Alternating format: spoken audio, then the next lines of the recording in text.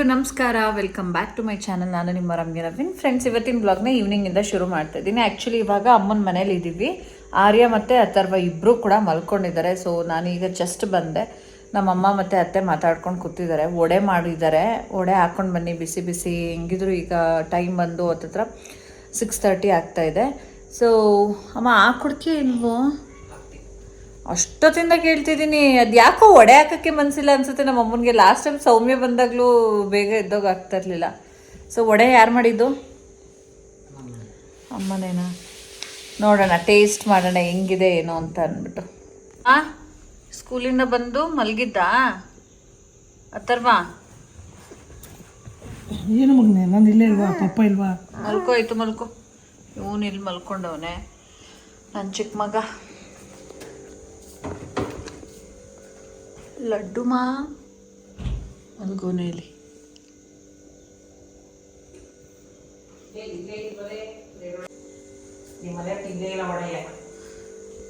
ನಂಗೆ ಬಿಸಿ ವಡೆ ಹಾಕ್ಕೊಡು. ನನಗೆ ತಣ್ಣಗಿರೋದು ಇಷ್ಟ ಆಗಲ್ಲ. ಗರಿಯಾಗಿರ್ಬೇಕು ಮತ್ತು ಬಿಸಿ ಬಿಸಿ ಇರಬೇಕು, ಆವಾಗ ಚೆನ್ನಾಗಿರುತ್ತೆ. ಕೊಡು, ಅದೇನು ನೋಡ್ತೀನಿ ಹೆಂಗೈತೆ ಇದು. ಮೆತ್ತಗೈತೈತೆ. ಬಿಸಿದಾಗ ಕೊಡು.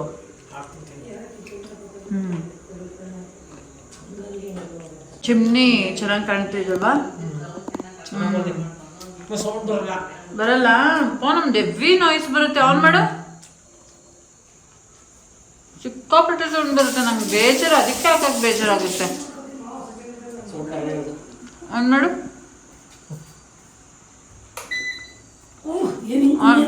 ಆನ್ ಮಾಡು.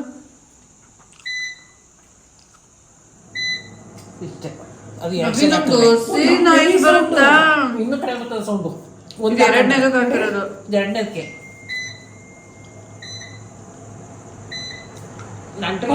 ಜಾಸ್ತಿ ಅಡುಗೆ ಮಾಡ್ತಿರಲ್ಲ, ಆಗ ಜಾಸ್ತಿ ಹಾಕೊಳ್ಳಿ. ಜಾಸ್ತಿ ಅಡುಗೆಗೆ ಸಿಂಪಲ್ ಎಲ್ಲವ ಒಂದಕ್ಕೆ ಹಾಕೊಂಡ್ರೆ ಎರಡಕ್ಕೆ ಹಾಕೊಂಡ್ರೆ ಬರೀ ಅನ್ನದೇ. ಬಟ್ ತುಂಬಾ ಇದಾಗೈತಲ್ಲ. ಟೀ ಕಾಫಿಗೆ ಇದು ಅಗ್ಲ ಆಯ್ತು. ಹೋಯ್ತದೆ ಉರಿನೂ ಚೆನ್ನಾಗಿ. ತುಂಬಾ ಹತ್ರ ಆಯ್ತು. ಹತ್ರ ಏನಿಲ್ಲ, ಇಷ್ಟೇ. ನಮ್ಮನೇದು ಇಷ್ಟೇ ಬರುತ್ತೆ ನಮಗೆ ತಲೆಗೆ. ಇದು ನೀರು ಶಿವಗೆ ಇಲ್ಲಿ ನಮ್ಮ ಮೇಲ್ಗಡೆನು ಲಾಫ್ಟ ಇದು ಮಾಡಿಸ್ಬಿಡು ಅಂತ. ಈ ಇದರಿಂದ ಮೇಲಕ್ಕೆ ಮಾಡಿಸ್ಕೊಂಡ್ರೆ ಚೆನ್ನಾಗಿರುತ್ತೆ ಅಲ್ವಾ? ಸಿಗಾಕೋಬಿಡ್ತು ಒಡೆ. ಫ್ರೆಂಡ್ಸ್, ನಾನು ಆರ್ಯನ್ಗೆ ಪ್ಯಾಂಪರ್ಸ್ ಪ್ರೀಮಿಯಂ ಕೇರ್, ಅವನು ಹುಟ್ಟಿದಾಗ್ಲಿಂದನೂ ಇಲ್ಲಿವರೆಗೂ ಪ್ಯಾಂಪರ್ಸ್ ಪ್ರೀಮಿಯಂ ಕೇರ್ ಈ ಡೈಪರ್ನ ಯೂಸ್ ಮಾಡ್ತಿರೋದು. ಬಟ್ ಏನು ಯೂಸ್ ಮಾಡೋದು ಓಕೆ, ಅವ್ನಿಗೆ ಹೇಳ್ತಾ ಇದ್ದಾನೆ ಅನ್ಸುತ್ತೆ, ಅಡ್ಜಸ್ಟ್ ಆಗಿದೆ. ಬಟ್ ಅವ್ನು ಇದು ಮಂತ್ಲಿ ಎಕ್ಸ್ಪೆನ್ಸಿವ್ ತುಂಬಾನೇ ಜಾಸ್ತಿ ಆಗುತ್ತೆ. ಅದಕ್ಕೋಸ್ಕರ ನಾನು ವಿಮನಾ ಟ್ರೆಂಡ್ಸ್ ಅಂತ ಅಂದ್ಬಿಟ್ಟು ಇನ್ಸ್ಟಾ ಪೇಜ್ ಇದೆ. ಆ ಪೇಜಿಂದ ಈ ಏನು ಕ್ಲಾತ್ ಡೈಪರ್ ಪ್ಯಾಂಟ್ಸ್ ಮತ್ತು ಇದನ್ನು ತರಿಸ್ದೆ. ತುಂಬ ಚೆನ್ನಾಗಿದೆ ಮತ್ತು ಎಷ್ಟು ಸಾಫ್ಟ್ ಇದೆ ಅಂತ ಅಂದರೆ, ಇದನ್ನು ಆಲ್ರೆಡಿ ನವೀನ್ ಆರ್ಡರ್ ಮಾಡಿಬಿಟ್ಟಿದ್ರು, ಬುಕ್ಕಿಂಗ್ ಮಾಡಿಬಿಟ್ಟಿದ್ರು. ಬಟ್ ಅವ್ರಿಗೆ ಗೊತ್ತಿಲ್ಲ ನಾನು ಕ್ಲಾತ್ ಡೈಪರ್ ಬುಕ್ ಮಾಡಿದ್ದೀನಿ ಅಂತ ಅಂದ್ಬಿಟ್ಟು. ಸೊ ಅವ್ರು ನನಗೆ ಹಿಂಗೆ ಕೇಳಿದ್ರು, ಮ್ಯಾಮ್ ಈ ಥರ ಡೈಪರ್ ಇದೆ, ಕ್ಲಾತ್ ಡೈಪರು ನೋಡಿ ನಿಮ್ಮ ಬೇಬಿಗೆ ಅಂತ ಅಂದ್ಬಿಟ್ಟು. ಸೊ ನಾನು ಓಕೆ ಅಂತ ಅಂದ್ಬಿಟ್ಟು ತರಿಸ್ಕೊಂಡೆ. ಅವರು ಆ್ಯಕ್ಚುಲಿ ಕೊಲ್ಯಾಬ್ಗೆ ಅಂತ ಅಂದ್ಬಿಟ್ಟು ನಂಗೆ ಇನ್ಸ್ಟಾ ಕೊಲ್ಯಾಬ್ಗೆ ಅಂತ ಅಂದ್ಬಿಟ್ಟು ಕಳಿಸಿದ್ದು. ಬಟ್ ನಾನು ಆರಿನ್ ಯೂಸ್ ಮಾಡಿದೆ. ಚೆನ್ನಾಗುತ್ತೆ. ಲೀಕ್ ಆಗಿಬಿಡುತ್ತೇನೋ, ಕಂಫರ್ಟಬಲ್ ಆಗಿ ಇರೋದಕ್ಕೆ ಆಗಲ್ವೇನೋ ಅಂತ ಅಂದ್ಕೊಂಡೆ. ಬಟ್ ಚೆನ್ನಾಗಿದೆ ನನಗೆ ಅನ್ನಿಸ್ತು. ಆಮೇಲೆ ಇಷ್ಟೊಂದು ಕೊಟ್ಟು ನವೀನ್ ಆಲ್ರೆಡಿ ಬುಕ್ ಮಾಡಿಬಿಟ್ಟಿದ್ರಲ್ಲ, ಹಾಗಾಗಿ ಓಕೆ ಯೂಸ್ ಮಾಡ್ಕೊಳ್ಳೋಣ. ಬಟ್ ಈ ಕ್ಲಾತ್ ಅದರಲ್ಲೇ ಪ್ಯಾಂಟು ಬಂದಿದೆಯಾ? ಹಾ, ಪ್ಯಾಂಟು ಇದೆ. ಅದು ಪ್ಯಾಂಪರ್ ಚಡ್ಡಿ. ಇದಕ್ಕೆ ಇದೇ ತರ ಪ್ಯಾಂಟ್. ಇದು ಪರವಾಗಿಲ್ಲ. ಈ ಚಳಿಗಾಲಕ್ಕೆ ಮಕ್ಳಿಗೆ ಈಗಂತೂ ಯಾವ ತರ ಅಂದ್ರೆ, ಆರ್ಯ ಮಲ್ಕೊಳ್ಳೋದು ನಿಂತ್ಕೊಳ್ಳೋದು ಅಲ್ಲ, ಅವನು ತೆಗಿತಾನೆ, ಈಗ ನಡ್ಕೊಂಡು ಓಡಾಡ್ತಾನೆ. ಸೊ ಈಗ ಪ್ಯಾಂಟ್ ಅವನಿಗೆ ಯಾವಾಗ್ಲೂ ಹಾಕಿರ್ಬೇಕು. ಇದು ಪ್ಯಾಂಟ್ ಇದೆ ಒಳಗಡೆ ನೋಡಿ. ಇದು ತುಂಬಾ ಸಾಫ್ಟ್ ಆಗಿದೆ, ಅಬ್ಸರ್ವ್ ಆಗುತ್ತೆ ಲಿಕ್ವಿಡ್. ಇದು ಎದ್ದ ಅನ್ಸುತ್ತೆ ಅವನು. ಅತ್ತೆ ಎದ್ನ ಅವನು? ಗೆಜ್ಜೆನಾದ ಕೇಳ ಅತ್ತೆ. ಎದ್ದ ಬಿಸಿ ಆರಾಗುತ್ತೆ, ಹಂಗೆ ಒಡೆ ಟೇಸ್ಟ್ ಮಾಡು. ಹಾ. ಸೊ ಇದನ್ನ ನಾನು ವಿಮನಾ ಟ್ರೆಂಡ್ಸ್ ಅಂತ ಪೇಜ್ ಇದೆ, ಅದರಿಂದ ತರಿಸಿದ್ದು. ಜೊತೆಗೆ ಇದೂ ಇದೆ, ಕ್ಲಾತ್ ಬೇಬಿದು ಶರ್ಟ್. ಎಷ್ಟು ಚೆನ್ನಾಗಿದೆ ಗೊತ್ತಾ? ಬೇಬಿ ಹಗ್ ಪ್ರಾಡಕ್ಟ್ ಇದೆಲ್ಲ. ಮೇನಾಗಿ ಡೈಪರ್ದು ಡೈಪರ್ದು ಒಂದು ಎಕ್ಸ್ಪೆನ್ಸಿವ್ ಡೈಪರ್ ಅಂತ ಬಂದಾಗ, ಮತ್ತೆ ರ್ಯಾಷಸ್ ಆಗೋ ಚಾನ್ಸಸ್ ಇರುತ್ತೆ. ಆಯ್ತಂಬಿಟ್. ಸೊ ಹೀಗಿರ್ಬೇಕಾದ್ರೆ ನಮಗೆ ಒಂದು ಭಯ ಇರುತ್ತೆ. ಅದರಲ್ಲೂ ಕೆಲವು ದಿನ ಅಡ್ಜಸ್ಟ್ ಆಗೋವರ್ಗಂತೂ ಸ್ವಲ್ಪ ಕಷ್ಟನೇ. ಸೊ ಈಗ ನಂಗೆ ಕ್ಲಾತ್ ಡೈಪರ್ ತರಿಸಿದ್ದು ಅನುಕೂಲ ಆಯಿತು ಅಂತ ಅನಿಸ್ತು. ತಂಬಿಟ್ ಚಿಕ್ಕ ವಯಸ್ಸಲ್ಲಿ ನಮ್ಮ ಕಡೆ ತಂಬಿಟ್ಟು ಅನ್ನೋರು ಹಿಂಗೆ ಬೋಲ್ಡೇಟ್ ಮಾಡಿಸ್ಕೊಂಡ್ರೆ ತಂಬಿಟ್ಟು ಬೇಕಾ ಯಾವುದನ್ನು ನಮ್ಮ ಮರೆಯಬೇಡ ಅನ್ನಲ್ಲ. ಫ್ರೆಂಡ್ಸ್, ಅಮ್ಮನ ಮನೆಯಲ್ಲೇ ಬದನೆಕಾಯಿ ಬೇಳೆ ಹಾಕಿ ಸಾಂಬಾರು ಮಾಡಿದ್ರು. ಜೊತೆಗೆ ಒಡೆನೂ ಇತ್ತಲ್ಲ, ಅಲ್ಲೇ ಊಟ ಮಾಡ್ಕೊಂಡು ಹೋಗಿ ಅಂದರು. ಸೊ ನಾನು ನವೀನ್ ಆ ಥರ ಎಲ್ಲ ಅಲ್ಲೇ ಊಟ ಮಾಡ್ಕೊಂಡು ಬಂದ್ವಿ. ಫ್ರೆಂಡ್ಸ್, ಆ್ಯಕ್ಚುಲಿ ನಿನ್ನೆ ಸಂಜೆ ನಾನು ವ್ಲಾಗ್ ಏನು ಕಂಟಿನ್ಯೂ ಮಾಡೋದಕ್ಕಾಗಲೇ ಇಲ್ಲ ರಾತ್ರಿ. ಸೊ ಈಗ ಬೆಳಿಗ್ಗೆ ಎದ್ದು ಬ್ರೇಕ್ಫಾಸ್ಟ್ ಬಂದು ಇವತ್ತು ಚಪಾತಿ ಮಾಡ್ತಾ ಇದ್ದೀನಿ. ಚಪಾತಿ ಜೊತೆಗೆ ಎಗ್ ಬುರ್ಜಿ ಆ ಥರ ಏನಾದರೂ ಮಾಡೋಣ ಅಂತ ಅಂದ್ಬಿಟ್ಟು. ಏನಂತ ಅಂದರೆ ಬೆಳಿಗ್ಗೆ ಹೊತ್ತು ಸ್ವಲ್ಪ ನಾನು ಯೂಶ್ವಲಿ ವೀಕ್ ಡೇಸಲ್ಲಿ ಚಪಾತಿ ಈ ಥರದ್ದೆಲ್ಲ ಮಾಡೋದಕ್ಕೆ ಹೋಗಲ್ಲ. ಆಲ್ಮೋಸ್ಟ್ ರಜಾ ಇರೋ ದಿನಗಳಲ್ಲೇ ಮಾಡೋದು. ಕಾರಣ ಏನು ಅಂತಂದರೆ ಈ ಚಪಾತಿ ಲಟ್ಸೋಕ್ಕೆ ಬೇಯಿಸೋಕ್ಕೆ ಅದೆಲ್ಲ ತುಂಬ ಟೈಮ್ ಹಿಡಿಯುತ್ತೆ. ನಮಗಿರೋವಂಥ ಅರ್ಜೆನ್ಸಿಗೆ ಅದೆಲ್ಲ ಜಾಸ್ತಿ ಟೈಮ್ ಆಗಲ್ಲ ಅಂತ ಅಂದ್ಬಿಟ್ಟು ಮಾಡೋದಕ್ಕೆ ಹೋಗಲ್ಲ. ಇನ್ನು ಅಥರ್ವನ್ಗೆ ಏನಂತ ಅಂದರೆ ಬ್ರೇಕ್ಫಾಸ್ಟ್ ಮುಂಚೆ ಅವನು ಚಿಕ್ಕವನಿದ್ದಾಗ ಸಿಕ್ಕಾಪಟ್ಟೆ ಹಾಲು ಕುಡಿತಾ ಇದ್ದ. ಯಾವ ಥರ ಅಂತ ಅಂದರೆ ರಾತ್ರಿ ಹೊತ್ತು ಅವನು ಯಾವಾಗಲೂ ಅವ್ನು ಏನೇ ಚೆನ್ನಾಗಿ ಸಾಲಿಡ್ ಫುಡ್ ತಿಂದಿದ್ರು ಅಪ್ ಟು ಒಂದು 2.5 years 3 yearsವರೆಗೂ ಜಾಸ್ತಿ ಅವನು ಹಾಲು ಕುಡಿಯೋದು ಆ ಥರ ಮಾಡ್ತಾ ಇದ್ದ. ಅದರಿಂದನೇ ಕಾನ್ಸ್ಟಿಪೇಷನ್ ಅವನಿಗೆ ಶುರುವಾಗಿದ್ದು. ಸೊ ಡೈರಿ ಪ್ರಾಡಕ್ಟ್ಸ್ ಏನು ಜಾಸ್ತಿ ಕೊಡ್ತೀವಿ ಮಕ್ಕಳಿಗೆ, ಹಾಲನ್ನ ಜಾಸ್ತಿ ಕೊಡೋದ್ರಿಂದ ಕಾನ್ಸ್ಟಿಪೇಷನ್ ಶುರುವಾಗುತ್ತೆ. ಆ ವಿಚಾರದಲ್ಲಂತೂ ತುಂಬಾ ಸಫರ್ ಮಾಡಿದ್ದಾನೆ ಅಥರ್ವ.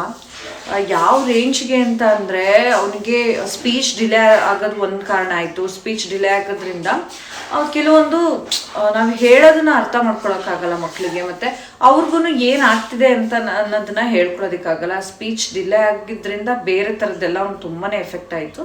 ಮತ್ತು ಹಾಲು ಜಾಸ್ತಿ ಕುಡಿತಾ ಇದ್ನಲ್ಲ ಅವನು, ಅದರಿಂದನೇ ಅವನಿಗೆ ಕಾನ್ಸ್ಟಿಪೇಷನ್ ಜಾಸ್ತಿ ಆಗಿದ್ದು.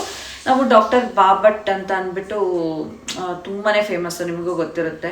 ನಾವು ಚಿಕ್ಕವರಿದ್ದಾಗ ನಮ್ಮನ್ನೆಲ್ಲ ಅಲ್ಲೇ ತೋರಿಸ್ತಾ ಇದ್ದಿದ್ದು. ಆಗ ಅವನನ್ನು ಅಲ್ಲೇ ಕರ್ಕೊಂಡು ಹೋದಾಗ ಅವ್ರು ಹೇಳಿದ್ರು ಈ ಥರ ಹಾಲಿನ ಐರನ್ ಡೆಫಿಷಿಯನ್ಸಿ ಆಗಿದೆ, ಮತ್ತು ಹಾಲು ಜಾಸ್ತಿ ಕುಡಿತಾನಲ್ವ ಅವನು, ಅದರಿಂದನೇ ಅವ್ನು ಕಾನ್ಸ್ಟಿಪೇಷನ್ ಆಗ್ತಿರೋದು ಅಂತ ಅಂದ್ಬಿಟ್ಟು.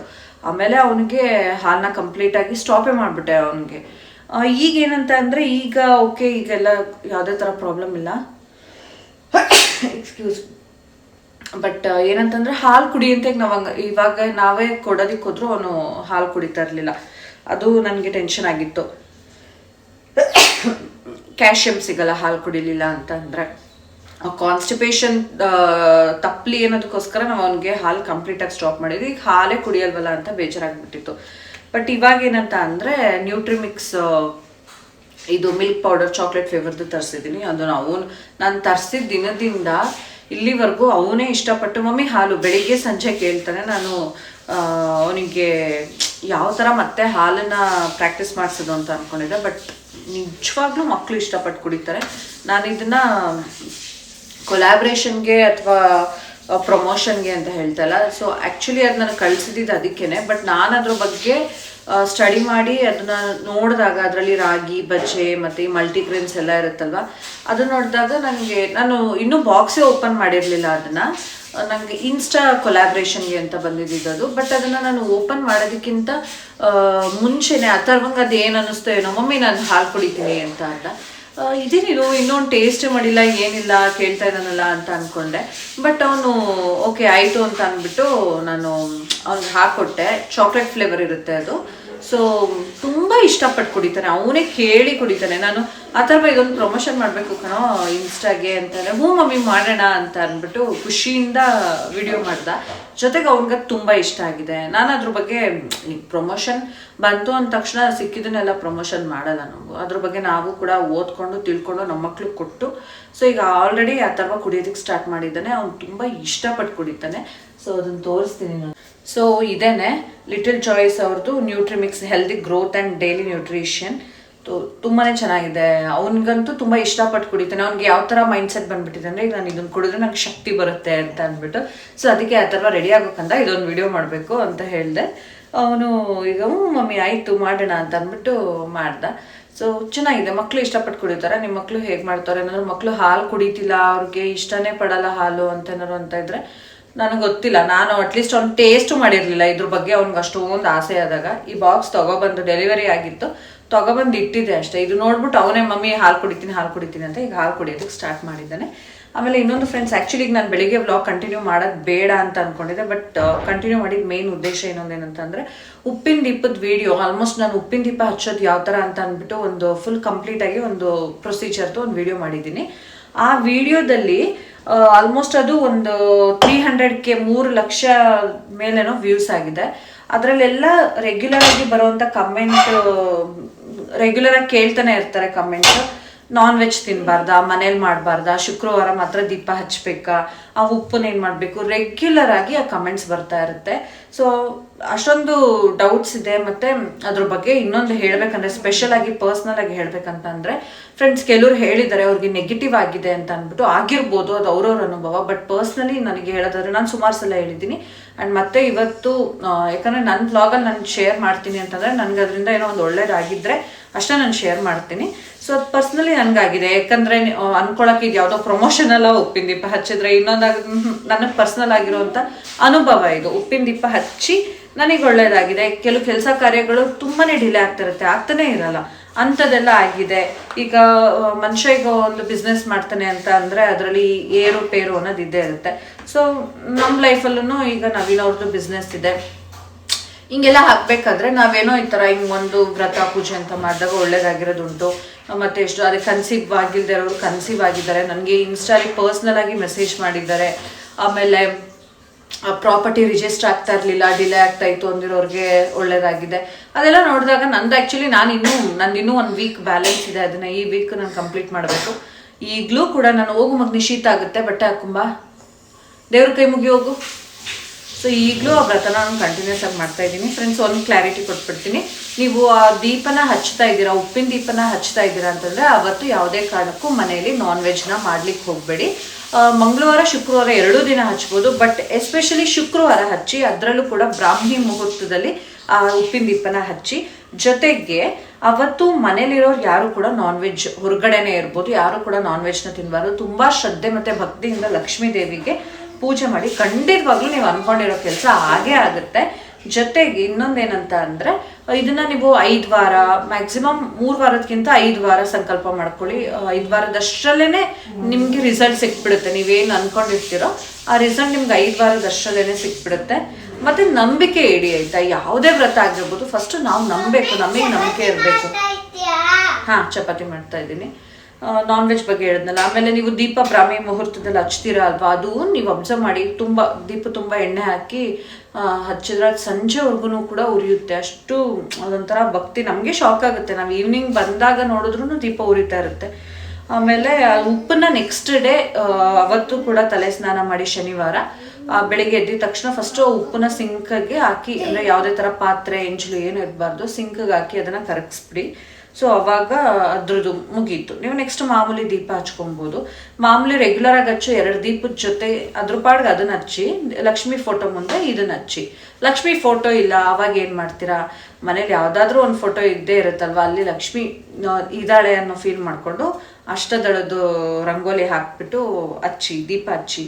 ಸೊ ಭಕ್ತಿ ಇರಲಿ, ಶ್ರದ್ಧೆ ಇರಲಿ. ನಾನ್ ವೆಜ್ ಎಲ್ಲ ತಿನ್ನೋದಕ್ಕೆ ಹೋಗ್ಬಿಡಿ. ಬರೀ ಶುಕ್ರವಾರ ಮಾತ್ರ ತಿಂದೇ ಇದ್ರೆ ಓಕೆ. ನೀವು ನೆಕ್ಸ್ಟು ಆ ವಾರ 5 ವಾರನೂ ನಾನ್ ವೆಜ್ ತಿನ್ನಲೇಬಾರ್ದಾ ಅಂತೆಲ್ಲ ಏನಿಲ್ಲ. ಜಸ್ಟ್ 5 ಫ್ರೈಡೇ ಏನಿರುತ್ತೆ ಅವಾಗ ತಿಂದೇ ಹೋದರೆ ಸಾಕು, ಬೇರೆ ಎಲ್ಲ ತಿನ್ಬೋದು. ಸೊ ಇದು ರೆಗ್ಯುಲರ್ ಆಗಿ ಬರ್ತಾ ಇರುತ್ತೆ. ಆ ವಿಡಿಯೋ ಹೆಂಗೆ ವ್ಯೂಸ್ ಆಗ್ತಾ ಇರುತ್ತೆ ಹಾಗೆ ಕ್ವಶನ್ಸ್ ಕೂಡ ಬರ್ತಾ ಇರುತ್ತೆ. ಅದಕ್ಕಾಗಿ ನಾನು ಅದ್ರ ಬಗ್ಗೆ ಹೇಳಿದೆ. ಮತ್ತು ನಮ್ಮ ಲೈಫಲ್ಲೂ ಕೂಡ ಮಿರಾಕಲ್ಸೇ ಆಗಿದೆ ಬಿಡಿ. ಅದರಿಂದ ತುಂಬ ಒಳ್ಳೊಳ್ಳೆ ಅನುಭವಗಳಾಗಿದೆ. ನಾನು ಇವಾಗಲೂ ಅಷ್ಟೇ ಅದನ್ನು, ನಾನು ಈಗ ಈ ವೀಕ್ ಕಂಪ್ಲೀಟ್ ಆಗುತ್ತೆ ಅಂತಂದರೆ ನೆಕ್ಸ್ಟ್ ವೀಕ್ ನನಗೆ ಏನಾದರೂ ಪೀರಿಯಡಿಂದ ಪ್ರಾಬ್ಲಮ್ ಇರುತ್ತೆ ಅದು ಇದು ಅಂದರೆ ಅದನ್ನು ಸ್ಕಿಪ್ ಮಾಡಿ ಮತ್ತೆ ನೆಕ್ಸ್ಟ್ ವೀಕ್ ಕಂಟಿನ್ಯೂ ಮಾಡ್ತೀನಿ.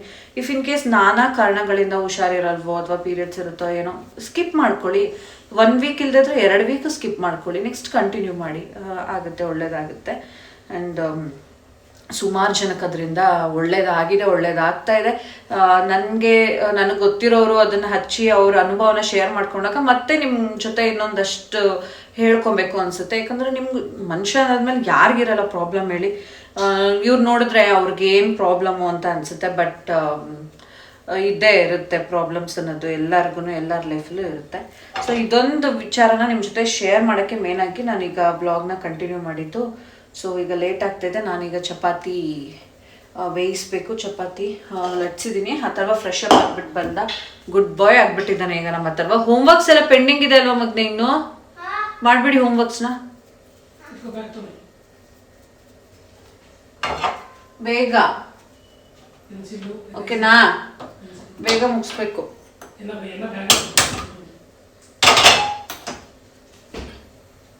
ಇಲ್ಲಿ ನೋಡಿ ನಮ್ಮ ಅಥರ್ವ ರೆಡಿಯಾಗಿ ಆಲ್ರೆಡಿ ಫ್ರೆಶ್ ಅಪ್ ಆಗಿ, ಈಗ ನೈಟು ಆರ್ಯ ಇರ್ತಾನಲ್ಲ ಅವಾಗ ಅವನು ಇವನಿಗೆ ಹೋಮ್ವರ್ಕ್ ಎಲ್ಲ ಮಾಡೋಕ್ಕೆ ಬಿಡಲ್ಲ. ಬುಕ್ಸ್ ಎಳಿಯೋದು, ಪೆನ್ಸಿಲ್ ಕಿತ್ಕೊಳ್ಳೋದು ಹಂಗೆಲ್ಲ ಮಾಡ್ತಾನೆ ಅಲ್ವಾ ಅಥರ್ವ? ಅದಕ್ಕೆ ನಮ್ಮ ಅಥರ್ವ ಏನು ಮಾಡ್ತಾನೆ, ಬೆಳಿಗ್ಗೆ ಆರ್ಯ ಮಲಗಿರ್ತಾನಲ್ವ ಅವಾಗ ಎದ್ಬಿಟ್ಟು ಅವ್ನು ಹೋಮ್ವರ್ಕ್ ಎಲ್ಲ ಮುಗಿಸ್ಬಿಡ್ತಾನೆ. ಹೋಮ್ವರ್ಕ್ ಇದೆಯಾ? ಓಕೆ. ಪೆನ್ಸಿಲಲ್ಲಿ ಸ್ಪೈಡರ್ ಮ್ಯಾನ್ ಬ್ಯಾಗ್ ತೊಗೊಂಡೋಗ್ತಾನೆ ಅಲ್ಲ ಕಂದ? ಹಾಂ, ಇನ್ನೇನಿದೆ? ಬುಕ್ಸಲ್ಲಿ ಹಾಕೊಂಡಾ? ಕೆಳಗೆ ಇಟ್ಕೊಂಡು ಬರೀಬೇಕು, ಅದು ನೀಟಾಗಿ ಬರೀಬೋದು ಆಯಿತಾ? ನೀಟಾಗಿ ಬರೀ. ಏನು ಬರೀತಾರದೀಗ ನೀನು? ಝೆಡ್. ಝೆಡ್ ಫಾರ್ ಇನ್ನೊಂದು Z for zip. Z for zebra, Z for zip. Very good. ಬರ್ದ್ಬಿಡಿ. ಈಗ ತಿಂಡಿ ಹಾಕ್ಕೊಡ್ತೀನಿ, ತಿಂಡಿ ತಿಂದ್ಬಿಡು ಅಂತ. ಎರಡು ಇದೆ. Very good. ಹಾಳು ಮಾಡ್ಕೊಂಡು ಬಂದಿಲ್ಲ, ತಗೊಂಡೋಗೋದು ಹಾಳು ಮಾಡ್ಕೊಂಬರೋದು. ನಾವು ನಂಗೆ ಪೆನ್ಸಿಲ್ ಕೊಟ್ಟು ಸಾಕಾಗುತ್ತೆ.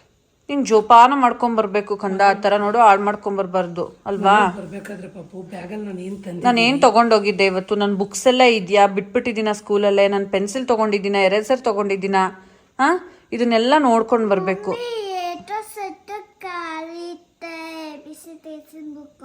ಆಯಿತು ಬರೀ. ಪಾಪು ನಿಂದು ಬೆಳಗ್ಗೆ ಎಷ್ಟು ಬುಕ್ ತೊಗೊಂಡೋಗಿರ್ತೀಯ ಅದು ಕೌಂಟ್ ಮಾಡ್ಕೊಂಡಿರ್ಬೇಕು.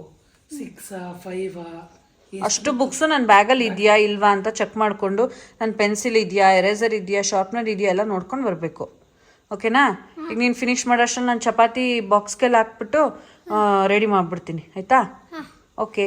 ನೀಟಾಗಿ ಬರೀ. ಓಕೆ ಫ್ರೆಂಡ್ಸ್, ಈ ಒಂದು ವ್ಲಾಗ್ನ ನಾನು ಇಲ್ಲಿಗೆ ಎಂಡ್ ಮಾಡ್ತೀನಿ. ನಂಗೆ ಸ್ವಲ್ಪ ಬಿಸಿನೀರು ಕೊಡಮ್ಮ.